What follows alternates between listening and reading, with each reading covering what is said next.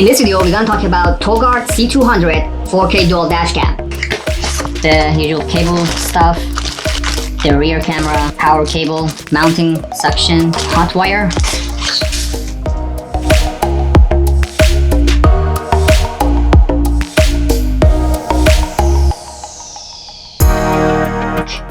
Removing the sticker in the back, the USB on top for power, AV, the rear camera, the mounting jack, the power button, control functions, the rear camera with a long cable, so you need to attach it to the front camera.